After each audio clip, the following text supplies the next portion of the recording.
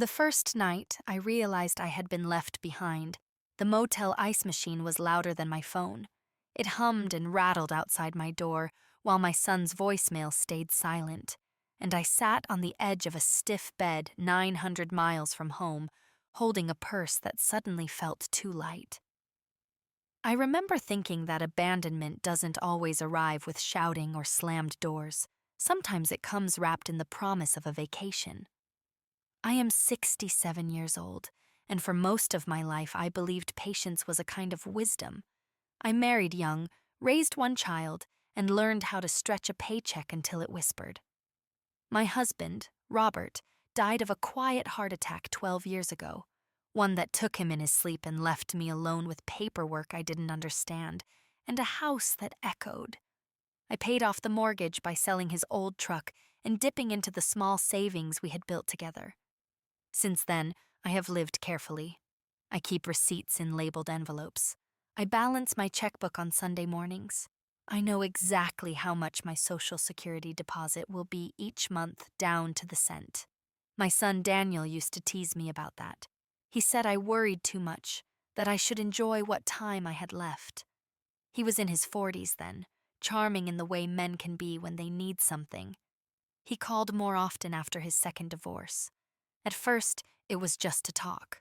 Then it was to complain. Then it was to ask. Small favors at first. Watching his dog. Lending him my Costco card. Helping with a down payment he swore he'd pay back once his freelance work stabilized. I told myself this was what mothers did. Even old ones. The idea for the trip came from him. A reset, he called it. A chance for me to see the country, get out of my routine, breathe different air. He said he'd drive. He said he'd booked everything. He even emailed me an itinerary, neat and reassuring, with hotel names and dates. I noticed later that my name was on none of the reservations. At the time, I didn't question it. Trust can make you lazy. We left from my driveway just after dawn, my neighbor waving as if we were headed somewhere grand. Daniel talked the whole drive. Podcasts, phone calls on speaker, plans for what we'd see. I paid for gas twice when his card declined, and he laughed it off, promising to Venmo me later. I kept the receipts anyway. Old habits die hard. By the third day, his mood shifted. He spent more time on his phone, voice low, eyes darting. We checked into a roadside motel with flickering lights and a clerk who slid the key across the counter without looking at me. Daniel said he needed to run an errand. He kissed my cheek, told me to order dinner, said he'd be back in an hour. That was the last time I saw him in person. When the sun went down and the parking lot emptied, I called him, straight to voicemail. I texted, 1 check mark, then 2, then nothing. I told myself not to panic. I watched the local news. I folded my cardigan. I waited. Sometime after midnight, the motel phone rang. The clerk told me checkout was at 11 and that the room was booked for one night only. I hung up and sat very still. My wallet held my ID, 1 credit card, and a few $100s I always carried just in case. My suitcase was by the door, packed the way I pack everything, as if I might not come back. In the quiet, with the ice machine grinding away like an old engine, I understood something I had refused to see for years. I had been useful for so long that I had forgotten what being valued felt like. And somewhere between my driveway and this lonely strip of highway, my son had decided usefulness was enough. Morning came thin and gray, like it had second thoughts. I stood at the motel window and watched a man in a fluorescent vest sweep cigarette butts into a dustpan, slow and practiced, as if this was the only kind of order the world still allowed. My phone showed 7% battery. Daniel's last text was a smiling thumbs up from yesterday afternoon, sent right after I'd paid for lunch because his bank app was acting weird. I plugged my charger into the wall. Nothing. The outlet was loose, the kind that gives you a little spark of hope and then drops it. I carried my phone to the bathroom, tried another plug, and it finally caught. That small green lightning bolt on the screen felt like mercy. I called Daniel again. Voicemail. Then I called my own number from the motel phone, just to make sure my phone was actually ringing. It was, loud and sharp, like a scolding. I put on lipstick out of habit. Not bright, just a soft rose. My mother used to say it reminded the world you were still here.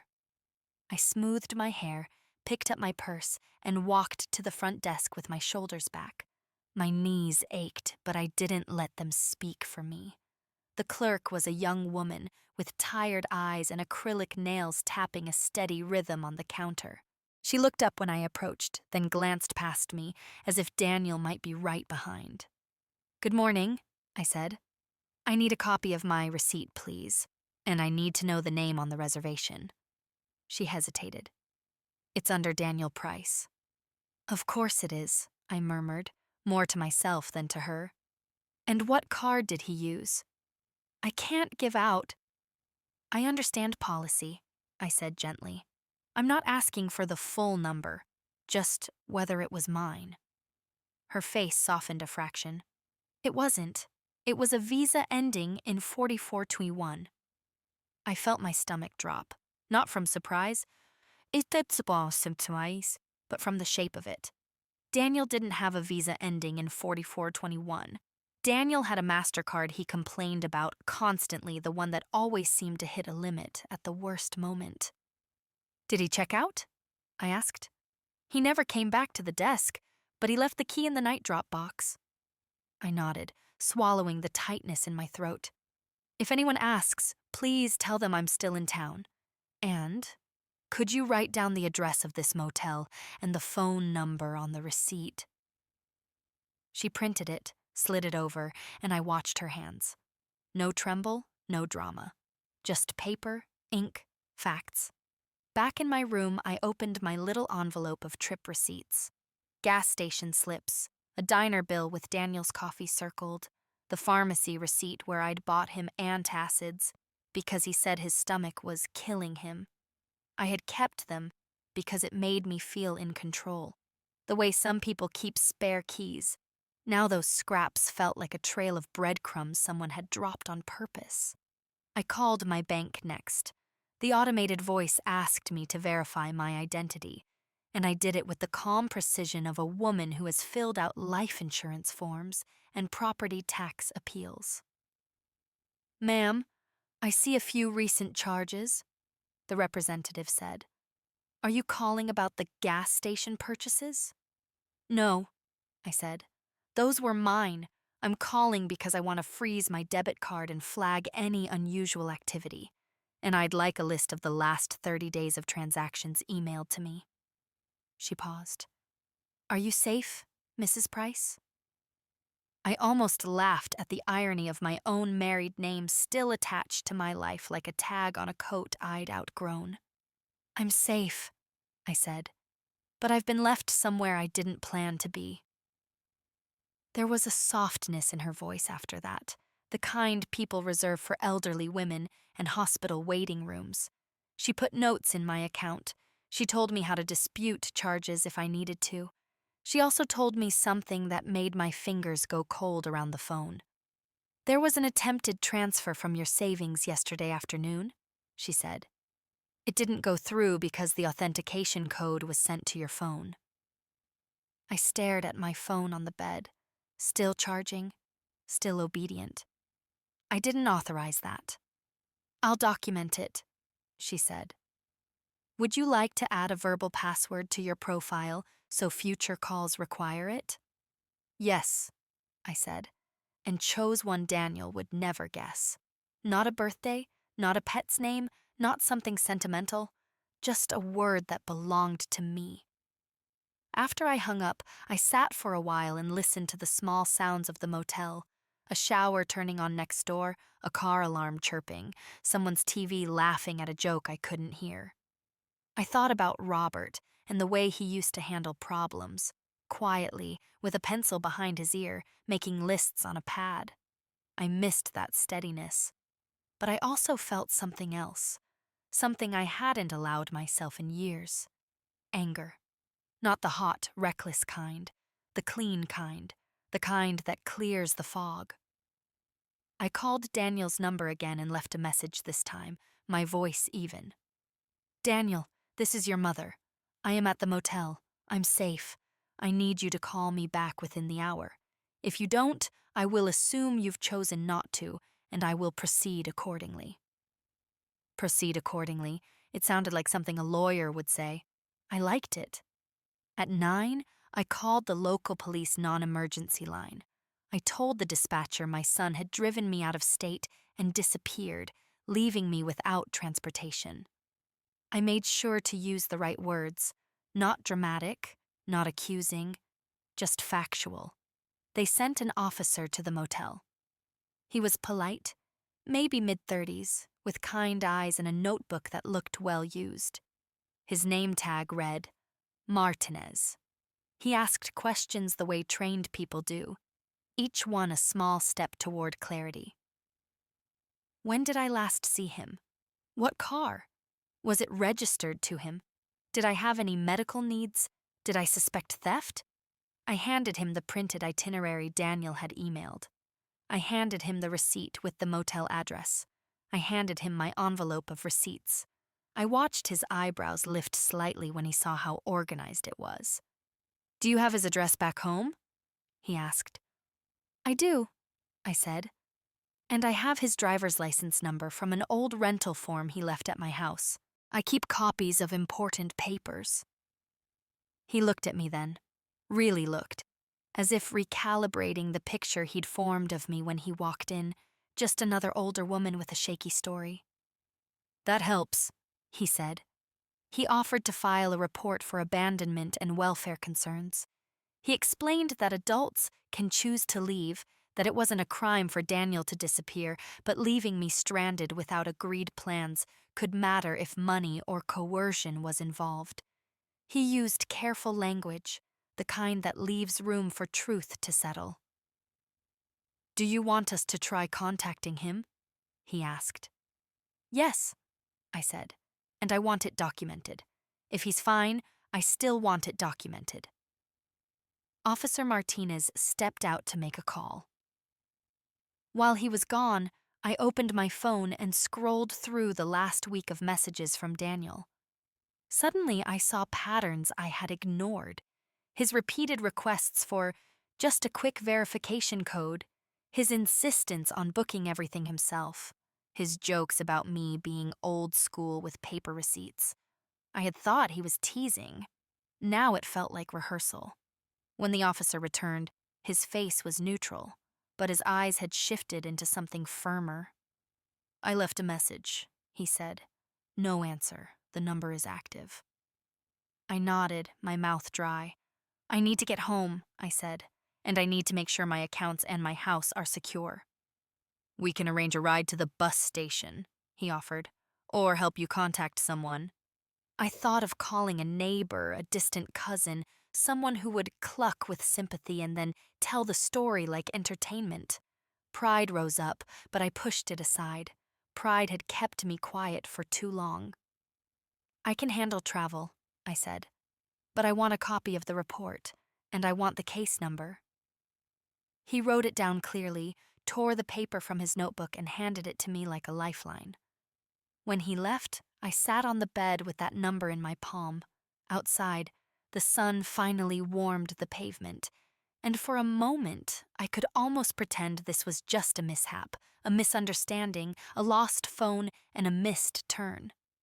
But my body knew better. My heart knew better. I picked up my purse, opened it, and checked what I had like I was inventorying a small business. ID, cash, credit card, house key, Robert's old wedding band I kept on a chain. Then I made a decision that felt strange in its simplicity. I was not going to beg my son to come back. I was going to go home, and I was going to find out exactly what he had tried to do while he thought I was too far away, too tired, too old to notice. The bus ride home gave me too much time to think and not enough room to move. My knees pressed against the seat in front of me, and the air smelled like old coffee and vinyl. Every mile marker felt like a quiet accusation. I watched towns blur past the window and wondered how many times I had driven Daniel somewhere, waited in parking lots, rearranged my life without ever asking where I fit in his.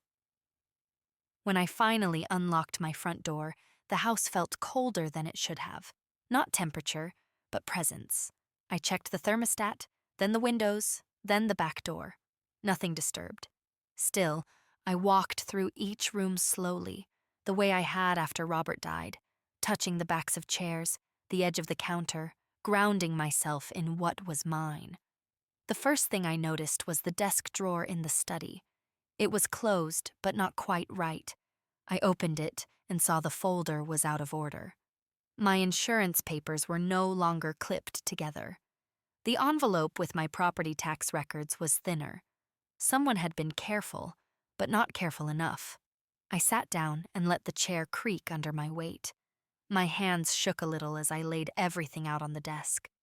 Bank statements, the copy of my will, utility bills, the old power of attorney form I had signed years ago when Robert was sick, naming Daniel just in case.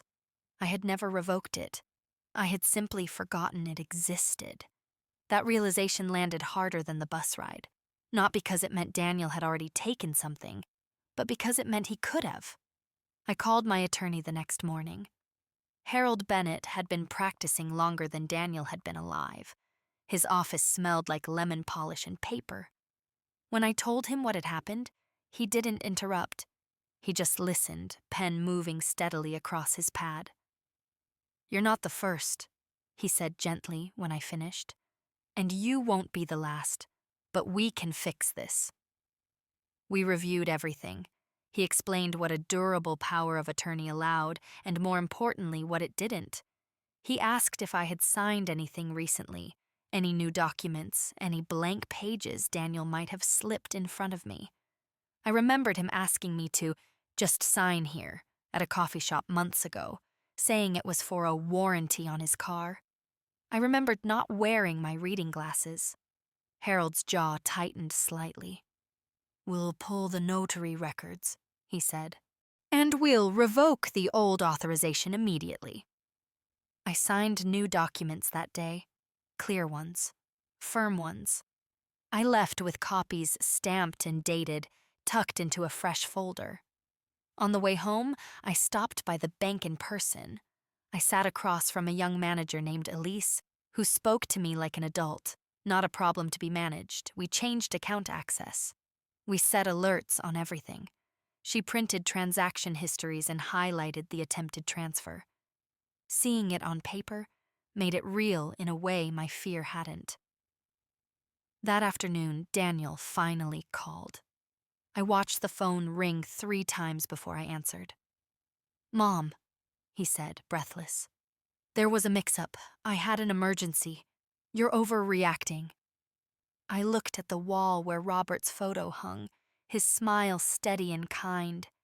"You left me 900 miles from home," I said, "and you tried to move my money." Silence stretched. Then irritation crept into his voice, sharp and familiar. "I was helping you. You don't understand these things. You need me." Something inside me shifted then, like a door closing softly, but completely. "No," I said. "I needed honesty, and you chose something else." He accused me of mistrust, of being dramatic, of embarrassing him with the police. I listened without interrupting, the way I used to when he was a teenager pushing boundaries, waiting for me to cave. When he finished, I spoke once. "Do not contact me again without going through my attorney." I hung up before he could answer. The house was quiet afterward, but it was a different quiet, cleaner. I made tea and sat at the table, steam warming my face. I felt grief, yes, but also relief, the kind that comes when you stop arguing with reality. Have you ever realized too late that someone you loved was counting on your silence more than your consent? That night, I slept deeply for the first time since the motel, and in the morning, I began the slow work of reclaiming not just my accounts and my paperwork, but the part of myself that had been taught to endure instead of decide. I woke before sunrise, the house wrapped in that pale blue light that belongs only to early morning, the kind Robert used to love when the world felt undecided and gentle. I lay there listening to the refrigerator hum and the distant sound of a delivery truck, and for the first time in years, I didn't feel the urge to rush. There was nothing I needed to fix for anyone else. After breakfast, I spread my papers across the dining table. Not in panic, not in anger, just methodically, the way you do when you finally accept that clarity is kinder than denial. I opened my laptop, the old one Daniel had mocked for being slow, and logged into my email. There were dozens of messages I had ignored over the years because they felt boring or confusing. Bank notices, account updates, security alerts that had expired unanswered. I read every one. A pattern emerged, subtle but unmistakable. Requests to reset passwords, notifications of login attempts from unfamiliar locations, small changes to contact information that I had brushed off as glitches. Each message carried a timestamp, and as I wrote them down, I saw how neatly they aligned with Daniel's visits, his helpful afternoons at my kitchen table, his habit of asking to borrow my laptop because his battery was dead. I called my internet provider and asked for a list of devices connected to my home network over the past year. The representative hesitated, then transferred me to a technician. It took time, but eventually an email arrived with a log attached.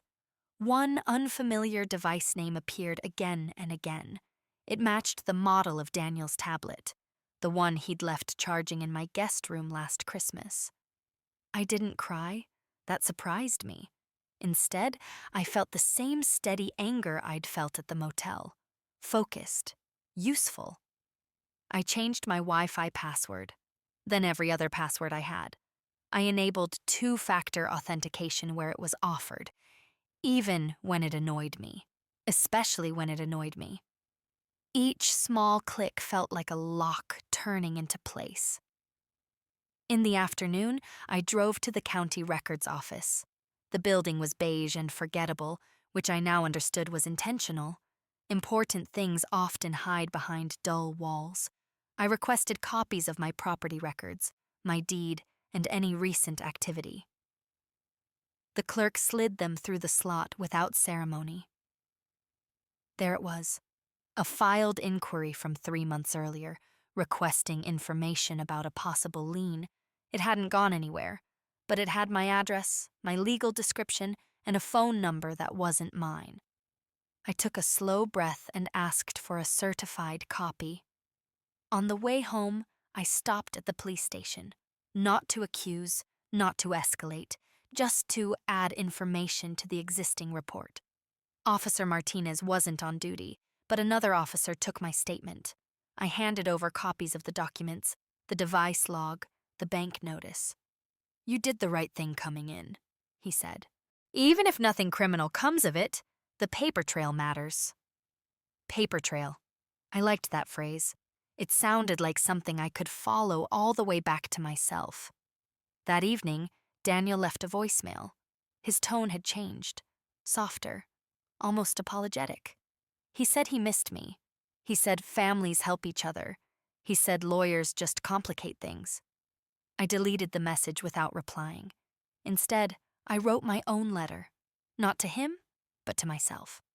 I wrote down what I would no longer accept. I didn't frame it as anger. I framed it as boundaries. I listed the practical things first. No shared access, no unsigned documents, no last-minute favors. Then the emotional ones. No guilt disguised as concern, no love that required me to shrink. I sealed the letter and put it in my desk drawer, right on top, where I would see it every morning. Over the next weeks, my life became smaller in some ways and larger in others. I stopped explaining myself. I let calls go to voicemail if they made my chest tighten. I met with Harold again and updated my will, naming a local charity as beneficiary if anything happened to me. Not as punishment, but as choice. I joined a walking group at the community center, mostly women my age, all with stories tucked behind polite smiles. We walked slowly, talked about weather and recipes, and sometimes, if the mood was right, about betrayal. No one rushed anyone else. One afternoon, as we cooled down on the benches, my phone buzzed. An email notification from the bank.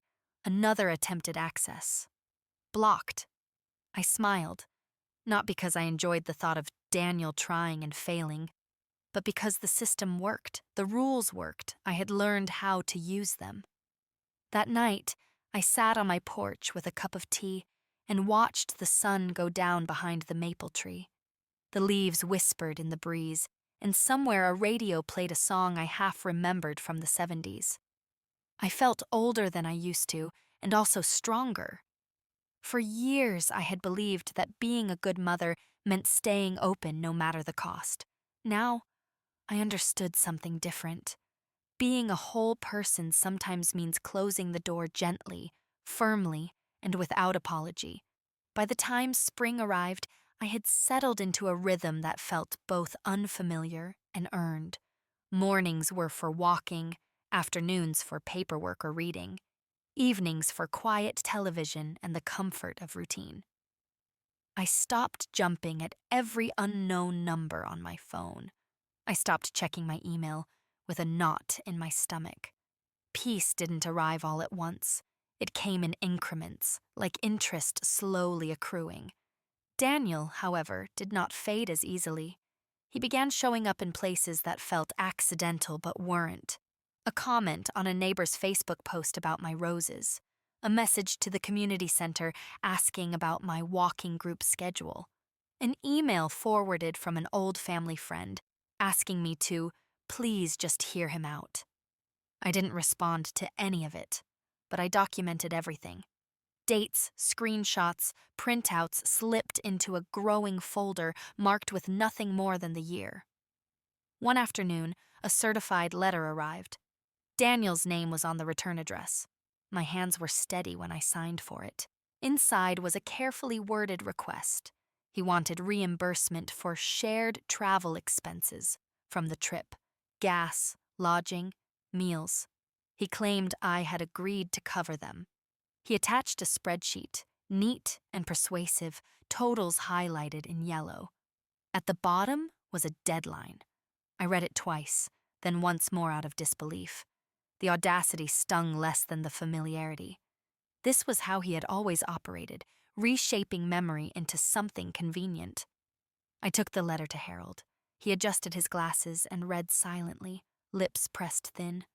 "This is a phishing attempt," he said. "He's hoping you'll panic or negotiate." "I won't," I said. "I know," he replied. "But we will answer." The response was brief and factual.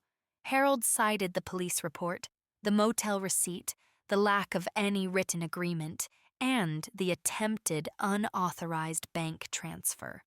He requested that all further communication go through his office. He sent it certified, with return receipt. 2 weeks later, the receipt came back signed. After that, Daniel tried a different approach. He filed a small claims case in his county, alleging unpaid debt. I learned about it from a court notice forwarded by Harold's office. Seeing my son's name next to mine on official paper felt surreal, like watching a stranger wear his face. The hearing was scheduled for early summer. On the day of court, I dressed carefully. Not dramatically, just respectfully. I wore a navy blouse and the pearl earrings Robert had given me on our 20th anniversary. I carried a folder thick with documents, tabs neatly labeled, every page copied twice. Daniel arrived late. He looked thinner, more restless. He avoided my eyes at first, then flashed a smile as if we were meeting for coffee. The judge was a woman about my age, with silver hair pulled back tight and a voice that carried easily. She asked Daniel to explain his claim. He spoke quickly, confidently, painting a picture of a concerned son burdened by an ungrateful mother. He used words like confusion and misunderstanding. When it was my turn, I stood slowly and spoke clearly. I didn't match his speed. I didn't raise my voice. I told the truth, anchored by dates and documents.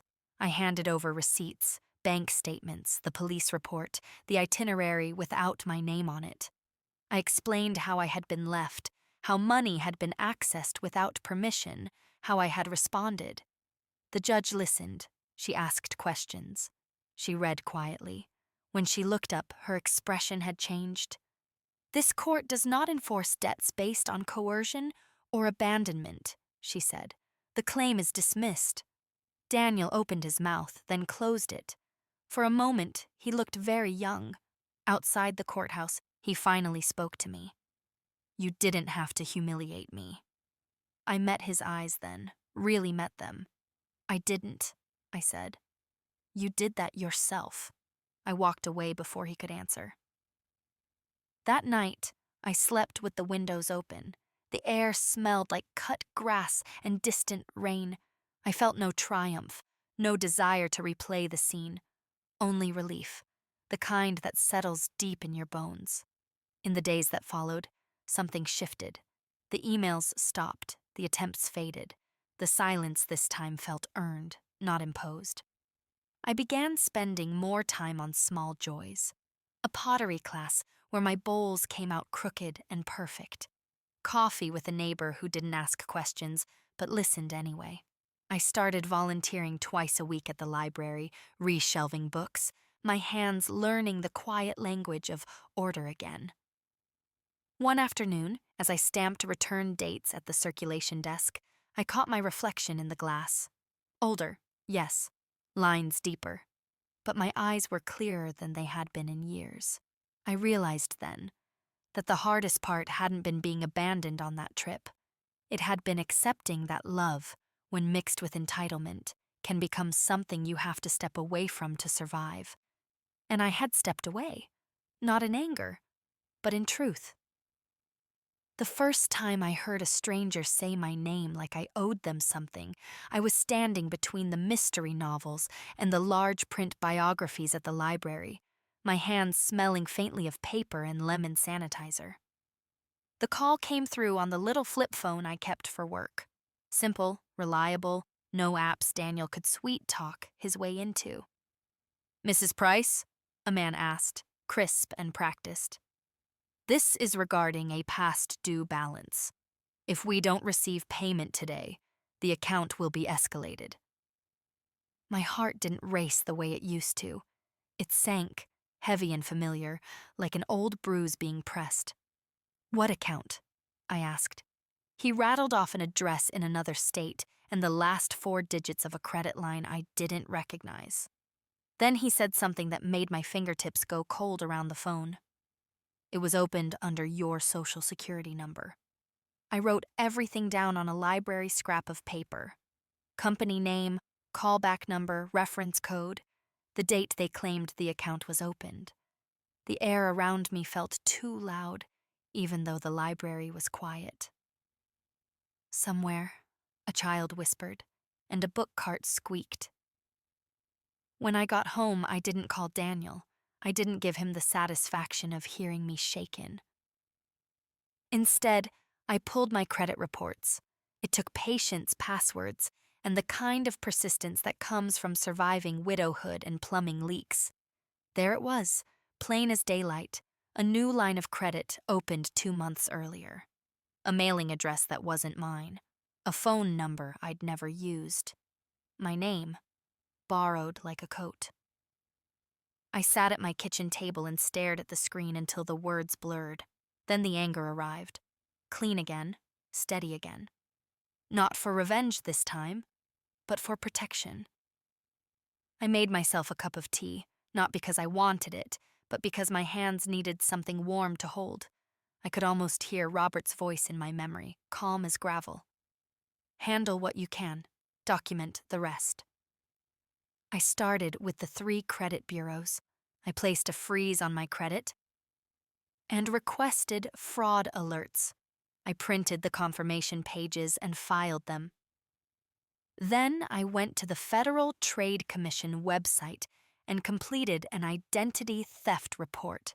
Step by careful step, the way you mend something delicate so it doesn't tear further. The report generated a recovery plan and an affidavit. I printed those too. The next morning, I went to the police station with a folder under my arm. The waiting area smelled like coffee that had been reheated too many times. A television muttered in the corner. I sat upright, my back straight, and waited my turn like I was there to renew a license, not to explain that my own child had turned my life into a tool. A detective named Shaw met me in a small interview room. He didn't condescend. He asked for facts. I gave him facts. Dates, addresses, copies of the credit report, the FTC identity theft affidavit, the earlier abandonment report number, the court dismissal paperwork Harold had helped me obtain. Every page told the same story, just in different ink. Detective Shaw looked at the address tied to the new account and whistled softly. "That's a rental complex," he said. "We can request the application file. They usually have a copy of the ID used, sometimes even camera footage if it was done in person." I felt my throat tighten. "If it was my son," I said, "I don't want anyone hurt. I just want it stopped. I want my name back." He nodded, as if he understood that wanting justice and wanting peace can be the same thing. "We'll handle it by procedure," he said. "That's what procedure is for." When I left, the sun hit my face like a small blessing. I sat in my car and let myself cry for exactly 1 minute. Not loud, not dramatic, just tears slipping down like they had permission. Then I wiped my cheeks, checked my lipstick in the mirror, and drove to the library for my shift. That afternoon, my supervisor, Linda, called me into her office. She was kind, the kind of woman who always had cough drops in her drawer and remembered everyone's birthday. She closed the door gently and said, "I wanted to tell you before it becomes gossip. Someone called asking for your schedule. Said he was family." My stomach turned, but my voice stayed level. "Did you give it?" "Of course not," she said. "I told them we don't share employee information." I exhaled slowly. "Thank you." Linda studied my face. "Are you safe?" I hesitated, then chose honesty. "I'm dealing with something," I said. "If anyone calls again, please document it. Date, time, number if you have it." She didn't ask for details. She just nodded and opened a drawer. "I can start a log," she said. "And if you want, we can walk you to your car for a while." That simple offer, someone taking my safety seriously without making me feel small, nearly undid me. That night, Harold called with a quiet satisfaction in his voice. The fraud department at the creditor had accepted my identity theft report and placed the account under investigation. The collections calls stopped. A few days later, a letter arrived confirming the dispute was active and that I was not responsible for the balance. I held the paper like it was proof I still existed as myself. Have you ever felt that strange mix of grief and relief when you realize someone you loved is willing to steal not just your money, but your identity? A week after that, Detective Shaw called. The rental application had been submitted online, but the IP address tied back to a coffee shop Daniel used to frequent. The phone number on the application matched a prepaid line purchased with cash. They couldn't arrest someone on suspicion alone, he explained. But the report would remain on file, and the paper trail was now thick enough that any future attempt would be easier to trace. When I hung up, I looked around my quiet house. The light from the porch lamp pooled on the floor like honey. Everything was the same as it had been. And yet nothing was, because now I understood something that took me most of my life to learn. Some people don't stop when you forgive them. They stop when you document them. And I had finally learned how to do that without losing my softness, without losing my dignity, without losing myself. Summer settled in gently, the way it does when you stop resisting it. The mornings grew brighter earlier, and I found myself waking before my alarm, listening to birds argue over the feeder in my yard. I watered my tomatoes with the hose turned low, careful not to flood the roots. It felt symbolic somehow, tending only what could actually grow. The detective called once more in early June, not with news, but with reassurance. No new activity, no further attempts. My name, for the moment, was mine again. I thanked him and meant it. Life didn't suddenly become joyful, but it became lighter. I laughed more easily with the women in my walking group. I stayed after the library closed to help Linda organize a donation drive. I learned that quiet competence attracts quiet friendships. There was comfort in being known without being needed. One afternoon, a letter arrived from the rental complex Detective Shaw had mentioned. It was addressed to me, properly, carefully. Inside was a notice explaining that an application connected to my identity had been withdrawn and flagged internally. They apologized for the inconvenience and confirmed my information had been removed from their system. I placed the letter in my folder, now thick enough to feel like a book of its own. Documentation had become my language of self-respect. Daniel didn't disappear completely. He shifted. I heard about him through other people, the way you hear weather reports about a place you no longer live. He told a cousin I was confused. He told an old friend I was being manipulated by professionals who wanted my money. He posted vague quotes online about betrayal and ungrateful parents. I blocked him quietly. The silence that followed was different from before. It didn't echo, it rested. In July, my air conditioner broke during a heat wave. The repairman was a young man who spoke too fast and called me on. I corrected him once politely. He apologized and adjusted his tone immediately. It struck me how easy respect can be when someone is willing to give it. That evening, as I paid the invoice and filed the receipt, I thought about how often I had excused Daniel's behavior because he was family, how I had absorbed discomfort like it was my job. Now, even small transactions felt clean, balanced. I began attending a monthly legal literacy workshop at the community center. Nothing dramatic, just sessions about tenant rights, elder fraud prevention, basic estate planning. I sat in the back and took notes. Sometimes people asked questions that made their voices shake. I recognized that fear. I also recognized how much it eased when answers were given plainly. After one session, a woman my age sat beside me and whispered, "You seem like you know what you're doing." I smiled, surprised by the truth of it. "I learned," I said. "Late, but thoroughly." At home, I rearranged my study.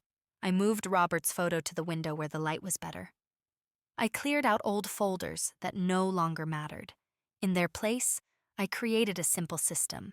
Current, archived, resolved. It felt like more than paperwork. It felt like permission to let go. One night, Daniel emailed me from a new address.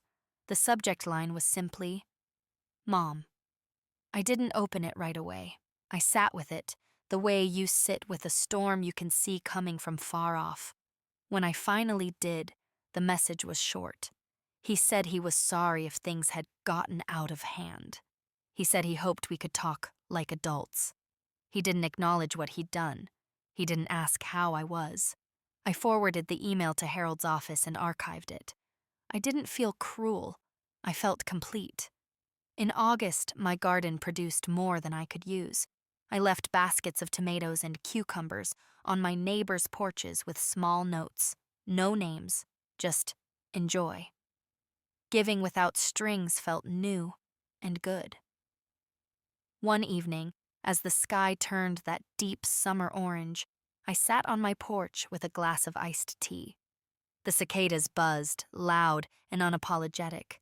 I thought about how many years I had spent trying to be quiet so others could be comfortable. I wasn't loud now, I was simply present. There is a particular peace that comes when you stop hoping someone will become who they are not. It doesn't erase love. It reshapes it into something that no longer asks you to bleed. I stayed there until the stars came out, counting them slowly, like I had all the time in the world. Autumn arrived the way truth often does, quietly but with undeniable color. The mornings cooled, the air carrying that dry, honest smell of leaves and dust. I pulled my sweaters from the cedar chest and folded away summer without ceremony. I had learned not to romanticize transitions. I simply respected them.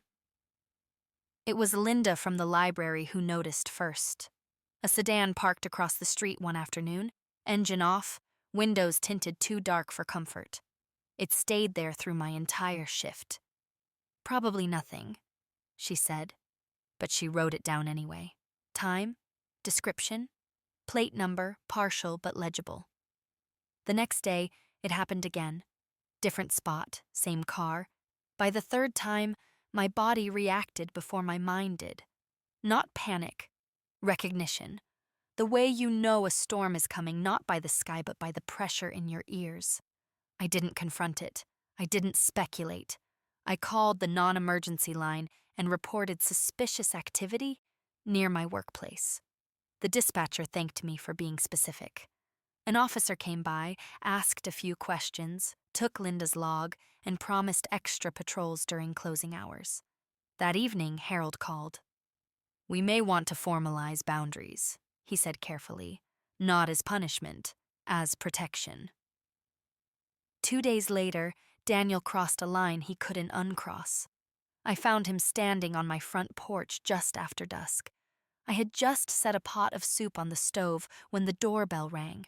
Through the glass, I saw his outline before I recognized his face. Older, thinner, eyes sharp with something that looked like urgency masquerading as affection. I didn't open the door. "Mom," he called softly. "I just want to talk." I stayed where I was, hand resting on the counter, heart steady. "You need to leave," I said through the door. "I drove a long way," he replied. "You can't shut me out forever." "I can," I said. "And I am."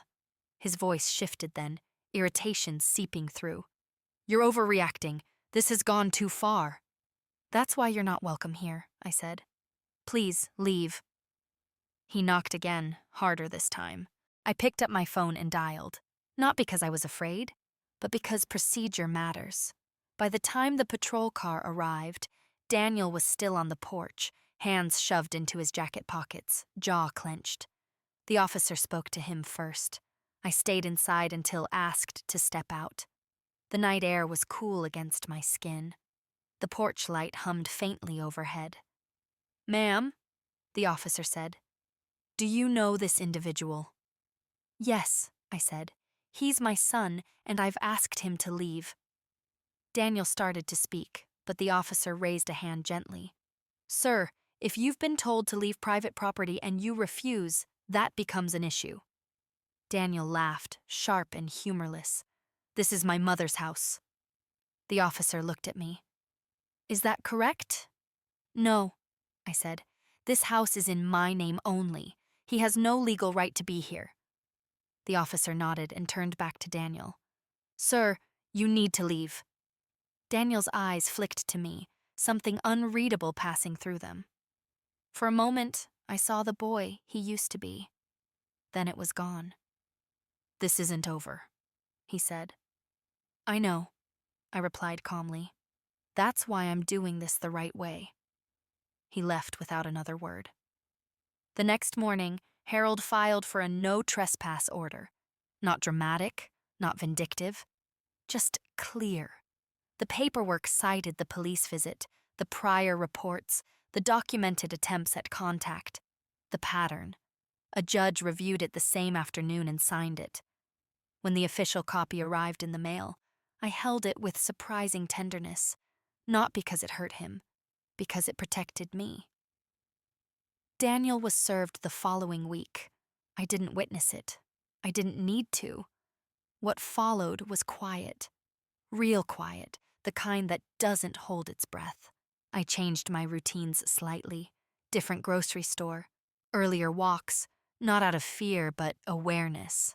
I installed a small camera by the front door, the kind that sends a gentle chime to your phone. I informed the library and the community center of the order, provided copies. No one questioned me. No one made me feel dramatic. Respect, I learned, often arrives when you stop apologizing for needing it.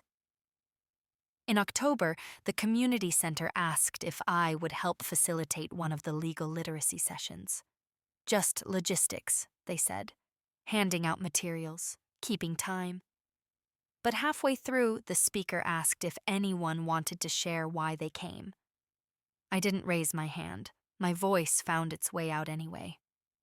I came because I thought being kind meant being unprotected, I said. I was wrong. The room was silent for a moment. Then someone nodded, then another.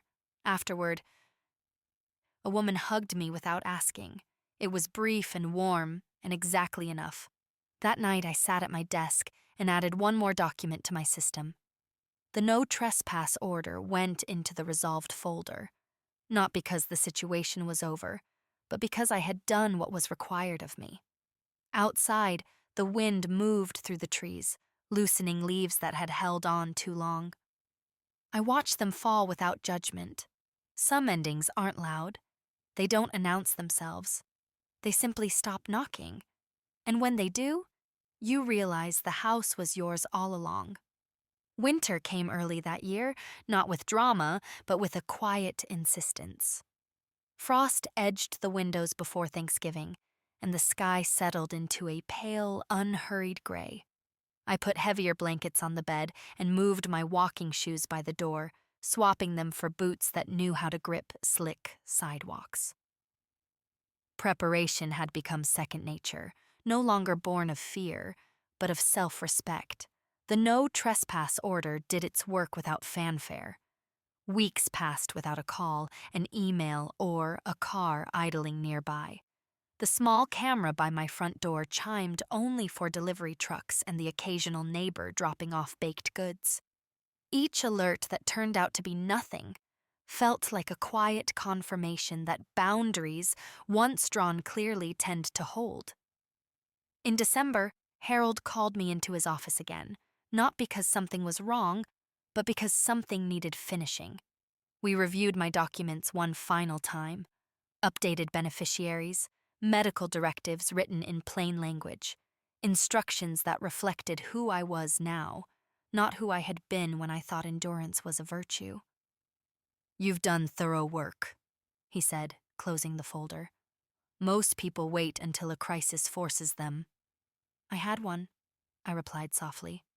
"I just survived it." On the way home, I stopped at the grocery store and stood for a long time in the produce aisle, watching people reach for what they needed. Couples negotiating apples, a young mother reading labels out loud, an older man carefully counting out change, life continuing, indifferent to private storms. I felt oddly grateful to be part of that ordinariness again. A week before Christmas, a letter arrived from the credit bureau confirming that the fraudulent account had been removed entirely. My score adjusted upward, clean and restored. I filed the letter, then allowed myself a small celebration. Not champagne, just a good soup simmered slowly, bread torn by hand, eaten at the kitchen table with no one rushing me. The holidays were quieter than they used to be. No forced cheer, no empty place settings pretending nothing had changed. I decorated modestly, a small tree, white lights, Robert's old ornament with our initials carved into wood. I talked to him sometimes as I moved through the house, not out loud, but in that private way you talk to someone who knew your worst and loved you anyway. On New Year's Day, I made no resolutions. Instead, I made space. I donated clothes I no longer wore, shredded old papers that carried no meaning. I boxed up a few items that still hurt to look at and placed them in the attic, not as avoidance but as permission to remember later, when memory wouldn't bruise so easily. January brought snow and something unexpected, a letter from Daniel's attorney. I didn't open it right away. I placed it on the counter, made tea, sat down, and waited until my breathing was slow and even. When I finally read it, the words were formal and cautious. Daniel was requesting mediation. He claimed emotional distress. He asked for a path forward. I handed the letter to Harold the next day. He read it carefully, then looked at me. "You are not obligated," he said. "Not legally, not morally." "I know," I said, "but I want to respond." The reply we sent was brief. It acknowledged receipt. It reaffirmed the no trespass order and prior findings. It stated that any future contact would need to be initiated through counsel and would be limited strictly to written communication regarding legal matters only. No emotion, no debate, just clarity. Weeks passed. Nothing came back. By February, the days were still short, but the light had changed. It lingered a little longer in the afternoons, brushing the walls with gold before fading. I noticed how often I smiled without realizing it, at the library, on my walks, while standing in line. One afternoon, Linda asked if I would consider training a new volunteer. "You're steady," she said. "People trust you." I agreed. The woman assigned to me was nervous, hands fidgeting as she learned the catalog system. I guided her patiently, remembering how lost I'd felt when my life had suddenly changed shape. Watching her confidence grow over weeks felt like witnessing something mend. In March, the community center hosted a small gathering after one of the workshops. Coffee, cookies, folding chairs arranged in a loose circle. Someone asked how long I'd lived in the neighborhood. Someone else asked what had brought me to the sessions in the first place. I didn't tell the whole story. I didn't need to. I said, "I learned that safety can be built, not perfectly, but intentionally." Heads nodded. No one asked for more. That night, I walked home under a sky stitched with stars. The cold air bit my cheeks, sharp and honest. I realized I wasn't waiting anymore. Not for an apology, not for closure shaped like remorse, not for my son to become someone else. I had already closed what needed closing. At home, I checked the camera log out of habit. No alerts, no movement, just the quiet record of an ordinary day. I turned off the porch light and stood for a moment in the darkened living room, listening to the house settle around me. This was my life now, not untouched by loss, but no longer defined by it. Structured, protected, open in the ways that mattered. Winter still had its grip on the world outside, but inside, something else had taken root, something patient, something durable, and for the first time in a very long while, I trusted it to last. Spring returned without asking my permission, and I was grateful for that. The snow melted in uneven patches, exposing grass that looked fragile but stubborn, like it had survived something private. I opened my windows for the first time in months and let the air move through the house. It carried the smell of wet earth and distant rain, and it reminded me that time keeps going even when we beg it to slow down. I turned 70 that month. I expected the number to feel heavier. But it didn't. It felt honest. I celebrated quietly, the way I now preferred most things. A few friends came over in the afternoon, women who knew me as I was now, not as someone's wife or someone's mother, but simply as myself. We ate cake that leaned slightly to one side and drank coffee from mismatched mugs. No one asked about my son. No one needed an explanation. That, I realized, was a gift. My days had settled into a gentle structure. Morning walks when the sidewalks were still cool. Time at the library, where books returned to shelves, felt like small promises being kept. Afternoons spent reading or cooking something simple that made the house smell warm and lived in. I paid my bills the day they arrived and filed the receipts without resentment. Each task felt like a quiet declaration. I am here, and I am capable. The legal silence held. No letters, no filings, no attempts to circle back. Harold checked in once, just to confirm what we both already knew. Everything was stable, protected, finished. When I hung up the phone, I didn't feel relief exactly. I felt trust in the systems I had learned to use, and in myself for finally using them. I thought about Daniel less than I expected. When he did come to mind, it wasn't with the sharp edge of anger anymore. It was softer, sadder, and strangely distant. I could remember him as a child, small hand in mine, asking questions about the world, without letting that memory pull me into excuses. Loving someone, I had learned, does not require unlimited access, and grief does not require self-betrayal. One evening, I sat on my porch wrapped in a light sweater, watching the sun slip behind the houses across the street.